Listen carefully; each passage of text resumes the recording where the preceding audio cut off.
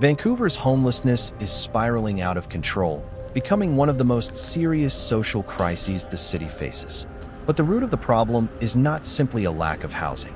Behind it lies a combination of factors: the rising cost of living, inadequate mental health and addiction treatment systems, rising unemployment, and a cycle of poverty that spans generations. Indifference to this reality not only increases the number of people living on the streets, but also has serious consequences. From the risk of public health problems, to the pressure on the police force, to the decline in the quality of life of the entire community. In this video, we take a deeper look at the underlying causes and widespread impacts of Vancouver's ongoing homelessness crisis. Watch the video, like, and subscribe. Raising awareness is the first step to making real change.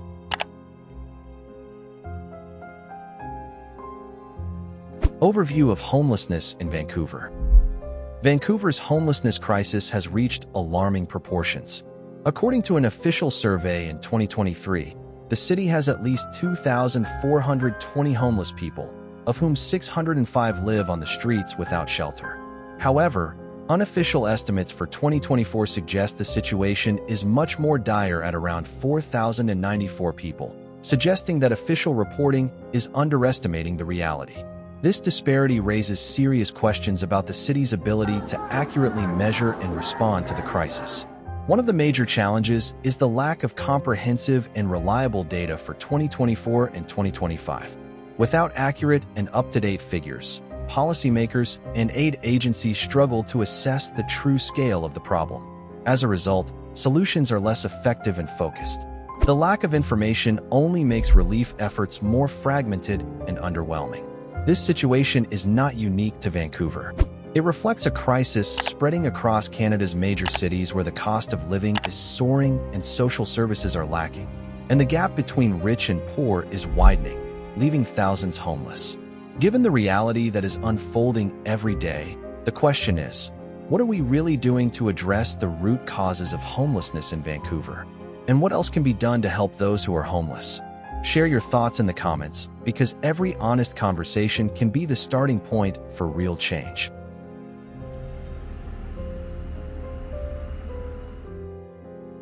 Vancouver's homeless encampment.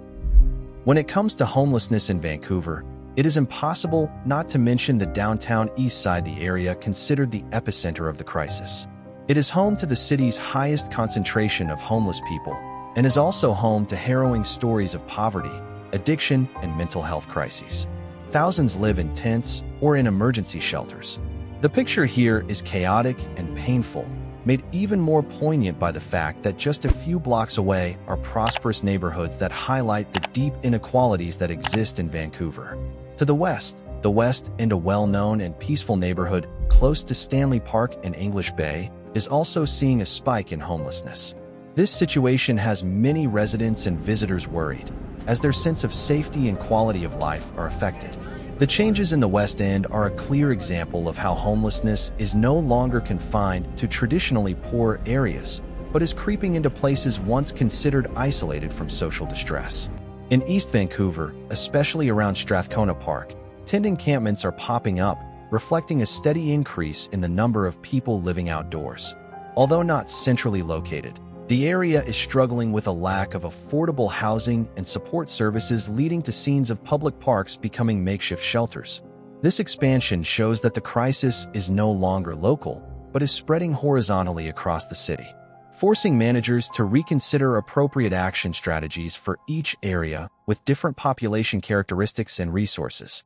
Even the University of British Columbia campus, a symbol of knowledge and development, is not exempt from the vortex. The areas surrounding the school, including dormitories and public spaces, have recorded the increasingly visible presence of homeless people. This situation raises questions about the role of educational institutions and academic communities in working together to find humane and sustainable solutions. Another unique case is Crab Park, a waterfront park near the city's downtown core. Since 2021, it has become one of the few places in Canada where homeless people can legally set up tents in public spaces. While this approach has been controversial, it also shows the government's openness to experimenting with more flexible response models, even if there are still many challenges ahead. The spread of homelessness from the Downtown Eastside to the West End, from East Vancouver to University of British Columbia, from parks to universities, not only shows the complexity of the crisis, it also affirms that this is a city-wide problem, not limited to a single population group or neighborhood. And this fragmentation underscores the urgency for more comprehensive, in-depth, and coordinated solutions across the city's diverse communities.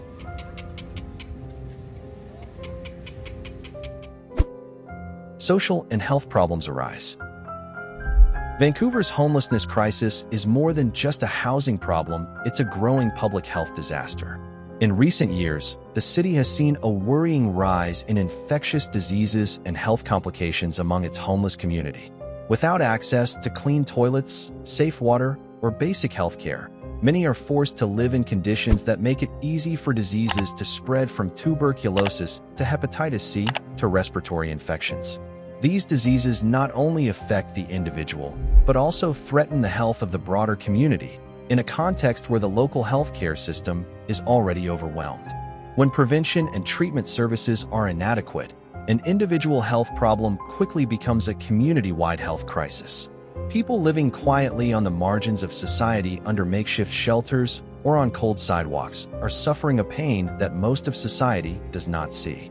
It is the pain of being uncared for, unheard, and invisible in the heart of the modern city. But it is not just the physical that is suffering. Mental health in this community is also in a state of deep, simmering crisis. Depression, anxiety disorders, post-traumatic stress disorder, and addiction are silent specters that haunt the lives of thousands. For many, the emotional pain stems from years of neglect, loss, and constant uncertainty. And it's even more painful when support services are almost impossible to access due to lack of transport, social stigma, and a healthcare system that is at breaking point. In such circumstances, feelings of isolation and exclusion become a constant part of life, making recovery more distant than ever. Poor mental health and lack of support perpetuate homelessness, creating a cycle of despair that few can escape on their own. If we are to find real solutions, we need to look directly at these layers of suffering, because understanding the pain is the first step to healing. In the next section, we will explore how social services can be properly invested and operated humanely, can bring hope to those who are falling into the darkness of this city. Social security system and support services. Faced with a growing wave of homelessness, Vancouver authorities have rolled out a series of initiatives to address the ongoing crisis. Chief among them is the Housing Vancouver Plan, a long-term strategy to expand the supply of affordable housing and improve access for low-income people. The plan focuses not only on building new social housing projects, but also on prioritizing improvements to the existing system, aiming to ensure everyone has a safe place to call home. In parallel, the city is also experimenting with new models, such as Housing First, a pilot program that is receiving a lot of attention. At the core of this approach is a priority for stable housing, as a foundation for addressing other issues such as mental health, addiction, and unemployment. This policy marks a significant shift in thinking from treating first to providing housing first to facilitate recovery. However, these efforts are only the beginning of a long journey. The challenges remain, and they are not small. The lack of affordable housing continues to be the biggest barrier, as demand far outstrips supply. Many landlords remain reluctant to participate in rent control programs, leaving thousands of low-income people without access to affordable housing. Truly viable housing options are still too limited. In addition, healthcare systems and support services for homeless people, from mental health counseling to addiction treatment, are often overwhelmed. Long waiting times, lack of funding, and lack of staff mean many people do not receive timely care. Gaps in this support system do more than disrupt recovery, but it also perpetuates the cycle of homelessness, leaving those who need help most behind. The question then becomes, how can Vancouver reconcile its urgent housing needs with the long-term support needed to address the root causes of this crisis? The solution will not lie in a single policy, but rather will require a comprehensive and sustained strategy that combines housing, health, mental health, and collaboration between all levels of government and communities. Only then can hope come to those living on the margins of society those who have waited too long to be included in the city's development plans.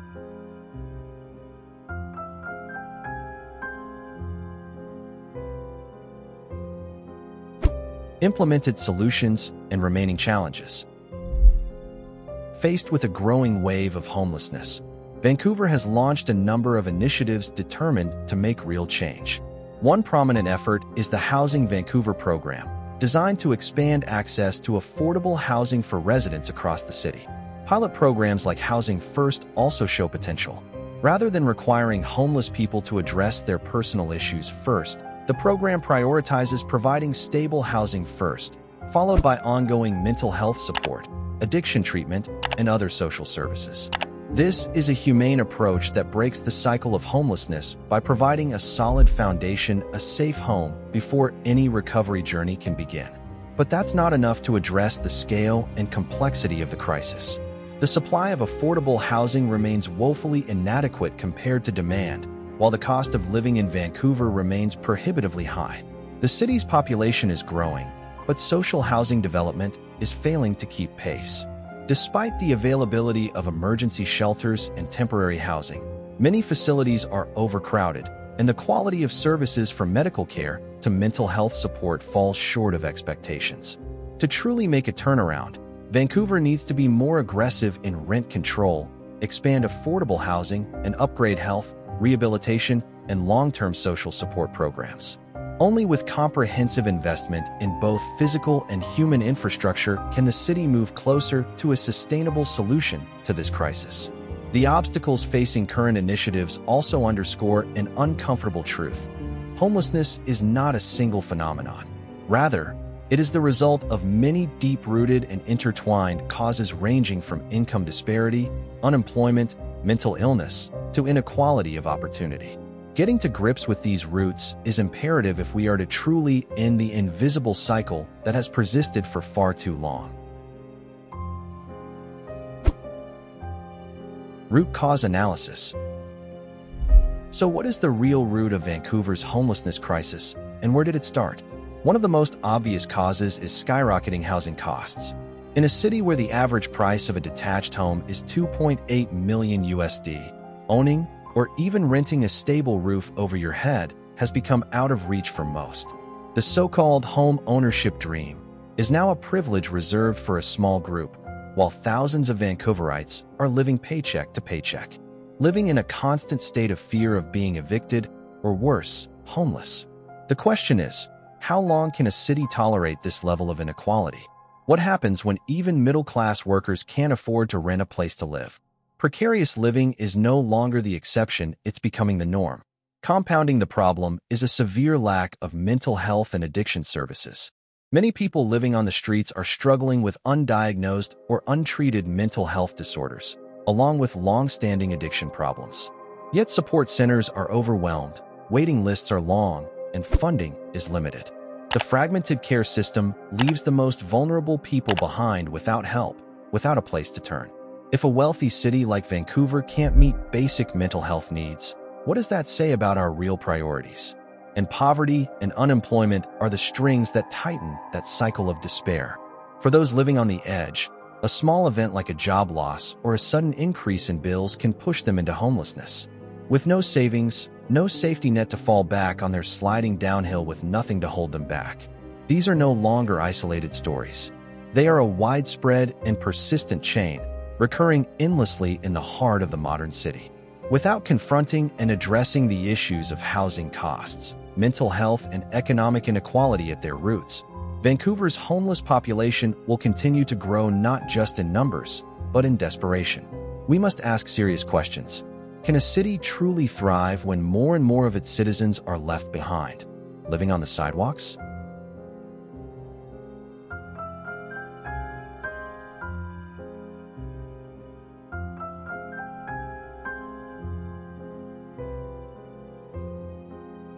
Future directions and potential solutions. When faced with Vancouver's worsening homelessness crisis, it's clear that no single solution will work miracles.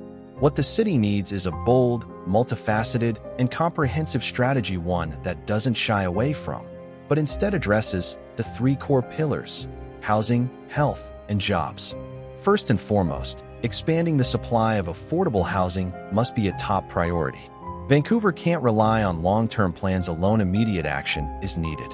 Increasing the number of affordable apartments, social housing, and supportive housing dedicated to low-income people is vital. But it's more than just a place to sleep. A truly safe, stable, and decent place to live can be a life-changing experience. Cities should partner with governments and the private sector to deploy innovative solutions, from prefabricated homes, renovating old buildings, to flexible models that can be expanded quickly and cost-effectively. At the same time, improving the healthcare system, especially mental health, is indispensable. Many homeless people are living with invisible pain, mental health disorders, substance abuse, chronic illness, and yet they are not getting the support they need. We cannot just intervene when a crisis occurs. Health services need to be more proactive, integrated, and accessible, whether it is mobile health vans, community-based counseling centers, or person-centered care models. Saving one life is reducing the burden on the entire system, from hospitals to police and the city itself. Ultimately, employment is the key to helping people who have been on the margins of society return to a life of purpose and autonomy. No one should be left behind just because they have lost their home. Job training, job mentoring, and skills development programs should be tailored to the unique challenges homeless people face, from education gaps to health issues to addiction recovery. Employment is more than income. It is a restoration of dignity, the first step towards stepping out of the shadows. By investing in housing, healthcare, and employment opportunities as a whole, Vancouver can not only help thousands of people get a chance to start over, but also build a strong, inclusive, and truly livable community. Conclusion: Vancouver's homelessness crisis is no longer a warning, it is a reality. A reality that must be addressed with urgency, with political will, and above all with humanity. While government initiatives have begun to lay the groundwork, we need bolder steps and a more sustained and far-reaching commitment from the community. Because this is not just a budget issue, a planning issue, or a policy issue. It is a test of our shared dignity and responsibility as a civilized society. Each of us has a role to play. You may not be able to build a house for anyone, but you can raise awareness, advocate for humanitarian policies, or simply speak up for those who are being forgotten. Let's imagine a Vancouver where no one has to sleep on cold sidewalks, where home is no longer a luxury, but a fundamental right. A city not only rich in economy, but also rich in compassion. Which solution do you think is the most important? What do you think could make a real difference? Please share your thoughts in the comments section below. And if you believe these stories need to be heard, please like, share, and spread the message. Because even a small change starts with a sincere action.